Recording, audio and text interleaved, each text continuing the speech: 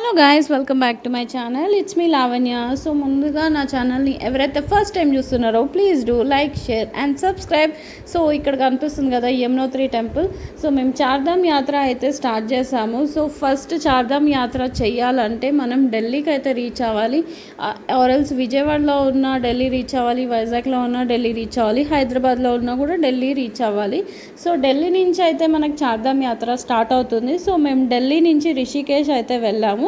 So నిన్న night అక్కడ stay చేసి ఇప్పుడైతే మేము యమునోత్రికి అయితే స్టార్ట్ అయ్యాము. సో ఢిల్లీ నుంచి ఫస్ట్ అయితే మనం హరిద్వార్ ఆర్ రిషికేష్ అయితే రీచ్ అవ్వాలి. సో బస్సెస్ అయితే ఇదే మనం ఇప్పుడు వెళ్ళబోయే బస్సు. సో మనం రిషికేష్ నుంచి స్టార్ట్ అయ్యాం కాబట్టి మనం డైరెక్ట్గా జానకి చెట్టుకి అయితే బస్సు అయితే అవైలబుల్ ఉండదు. సో మనం వెళ్ళాల్సిన పాయింట్ జానకి చెట్టు ఆర్ బార్కోట్ అయితే రీచ్ అవ్వాలి. సో డైరెక్ట్ బస్ అయితే అవైలబుల్ ఉండదు. సో మీరు టికెట్ మాత్రం యమునోత్రి అనే చెప్పండి. సో మిడిల్లో వాళ్ళు బస్ అయితే చేంజ్ చేస్తారు, వాళ్ళే ఎక్కిస్తారు ఏ బస్ వెళ్తుంది బార్కోట్ ఆర్ జానకి చెట్టికి. సో డైరెక్ట్గా మీరు యమునోత్రి అయితే టికెట్ తీసుకోండి. యమునోత్రి టికెట్ వచ్చేసి మనకి సగం వరకు అయితే పర్ పర్సన్ 300 పడ్డది. అక్కడి నుంచి అయితే మళ్ళీ దర్సు అనే ప్లేస్ నుంచి అయితే మనం బస్ అయితే చేంజ్ అయింది. సో అక్కడి నుంచి మళ్ళీ జానకి చెట్టికి అండ్ బార్కోట్కి డైరెక్ట్ బస్ అయితే అవైలబుల్ ఉండే. సో మేము డైరెక్ట్గా అయితే జానకి చెట్టి అయితే వెళ్ళిపోయాము. అక్కడి నుంచి మళ్ళీ 210 రూపీస్ అయితే పడింది. సో ఇక్కడ రోడ్ చూస్తున్నారు కదా, చాలా అంటే డేంజర్లో ఉంది. చాలా హైట్ నుంచి భయం అయితే అయింది, ఫుల్ భయం అయితే వేసింది మాకు. సో చార్ధామ్ యాత్ర చేయాలంటే మాత్రం కొంచెం గట్స్ ఉండాలనే మాత్రం చెప్తాను. ఎందుకంటే ఓపిక ఉండదు అసలుకి, మన ఫుడ్ దొరకదు, చాలా ఇబ్బంది అయితే పడ్డాము మేము. సో మీరు కూడా చార్ధామ్ యాత్ర చేసే ముందు 1కి 4 సార్లు ఆలోచించండి. అన్ని వాతావరణంకి అంతా మీరు సర్దుకుంటారా లేదా అనేది ఆలోచించి అయితే రండి. సో ఫైనల్గా యమునోత్రికి అయితే రీచ్ అయ్యాము. సో ఈ ప్లేస్ వచ్చేసి జానకి చెట్టి అనే విలేజ్. ఇక్కడ నుంచి మనకు ట్రెక్ అయితే స్టార్ట్ అవుతుంది యమునోత్రికి. సో బస్సెస్ అన్నీ ఇక్కడ ఆగాయి చూసారా. సో మేము మార్నింగ్ 6కి అయితే బస్ ఎక్కితే ఈవినింగ్ 6 అయితే అయింది రీచ్ అయ్యే వరకు. సో ఇక్కడ కనిపిస్తున్న టెంపుల్ మనకి 6 మంత్స్ యమునోత్రి టెంపుల్ ఓపెన్ ఉంటుంది. దాని తర్వాత అమ్మవారిని తీసుకొచ్చి ఇక్కడైతే పెడతారంట ఈ టెంపుల్లో. సో ఇక్కడ పూజలు అవుతూ ఉంటాయి ఈ టెంపుల్. సో మేము ఇక్కడ తీసుకున్న రూమ్ అయితే మాకు పర్ డే 1000 రూపీస్ అయితే పడింది. పర్లేదు, బాగానే ఉంది room for 3 members. And geyser కూడా అవైలబుల్ ఉంది దీంట్లో.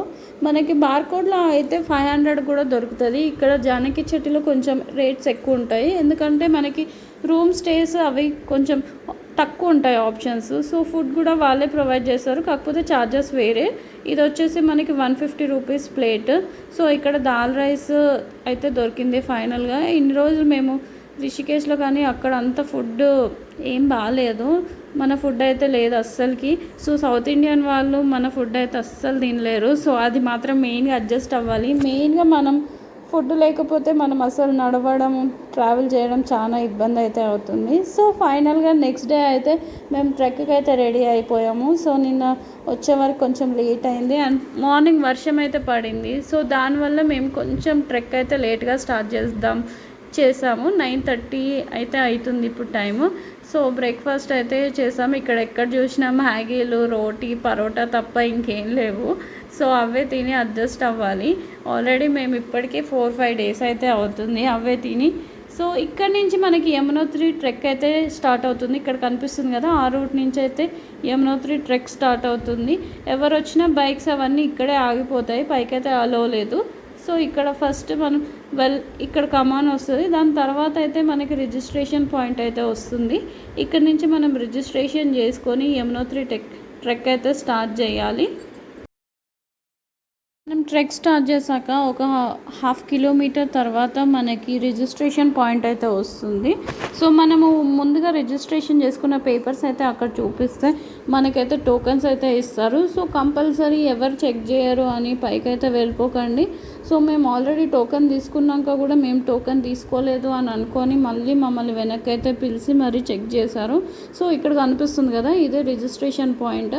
అండ్ ఇక్కడ ఆఫ్లైన్ రిజిస్ట్రేషన్ కూడా చేసుకోవచ్చు, ప్రాబ్లం లేదు. సో ఇప్పుడైతే ఎక్కువ క్యూ లేదు కాబట్టి మనకి తొందరగా అయిపోయింది.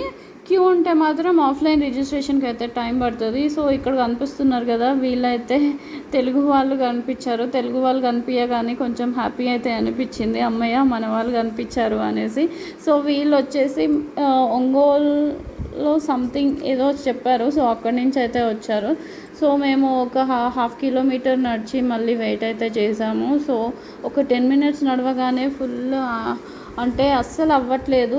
ఎందుకంటే టెంపుల్ వచ్చేసి చాలా హైట్లో ఉంది, మనకి వెళ్ళాల్సింది హైట్కి. నార్మల్గా రోడ్ అయితే పర్లేదు, యమునోత్రి రోడ్ అయితే బాగానే ఉంది, కాకపోతే చిన్నగా ఉంది. సో హైట్ కాబట్టి కొంచెం ఒక 5-10 minutes నడవగానే ఆయాసం అయితే అవుతుంది. అండ్ ఇంకా ఇక్కడ కనిపిస్తున్నాయి కదా ఈ గుర్రాలు ఇవన్నీ, సో ఆ స్మెల్కి కూడా కొంచెం తిప్పినట్టు అయిపోతుంది. సో బెస్ట్ మీరు కర్పూరం అయితే క్యారీ చేయండి. ఇక్కడైతే కర్పూరం అమ్ముతున్నారు కానీ అది ఒరిజినల్ అయితే కాదు, దాంట్లో నుంచి అసలు స్మెల్ కూడా రావట్లేదు. అండ్ ఇంకొకటి మేము చేసిన తప్పు ఏంటంటే మా లగేజ్ ఫుల్ ఎక్కువ ప్యాక్ అయిపోయింది. ఫుల్ వర్షం పడుతుందని రెయిన్ కోట్స్, అంబ్రెలాస్, గ్లౌజెస్ అన్నీ అయితే పెట్టుకున్నాము. అంబ్రెలా అయితే అవసరం లేదు, నార్మల్గా రెయిన్ కోట్స్ పెట్టుకొని అండ్ స్వెటర్స్ అయితే పెట్టుకోండి. మేము అంబ్రెలాస్ కూడా క్యారీ చేసాము. సో వెయిట్ అయితే చాలా ఎక్కువ అయిపోయింది. ఇంకొకటి స్నాక్స్ తిందామని పెట్టుకున్నాం, అవి కూడా మేము అస్సలు తినలేదు ఆ స్మెల్కి. అండ్ లైట్గా వర్షం అయితే పడింది, ఎక్కువ అయితే పడలేదు, కాకపోతే ఫుల్ చల్లగా అయితే ఉంది. సో అది లగేజ్ మాత్రం చూసి మరీ ప్యాక్ చేసుకోండి, ఎక్కువ వెయిట్ అయితే పెట్టుకోకండి. సో మనం ఒక 3 kilometers వెళ్ళాక భైరవ్ బాబా టెంపుల్ అయితే వచ్చింది. సో ఇక్కడ దర్శనం చేసుకొని అయితే ముందుకైతే వెళ్ళండి. ఇక్కడ నుంచి ఇంకొక 3.5 kilometers అయితే ఉంది.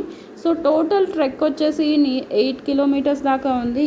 ఇక్కడ చూపిస్తున్నారు కదా, ఇంకా అంత హైట్ అయితే వెళ్ళాలి. ఆల్మోస్ట్ మేము ఇప్పుడు ట్రెక్ స్టార్ట్ చేసి ఒక 3 hours అయితే అయిపోయింది. సో కంప్లీట్గా ట్రెక్ అయితే ఒక 6 hours అయితే పడింది.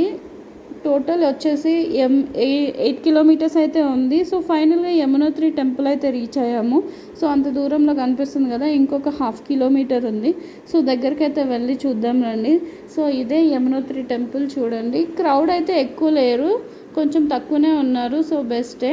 సో ఫైనల్గా టెంపుల్కి అయితే రీచ్ అయ్యాము. సో ఇక్కడ కనిపిస్తుంది కదా, ఇదే మనకి యమునోత్రి టెంపుల్. సో ఇక్కడ నుంచే మనం లోపలికి వెళ్ళాలి.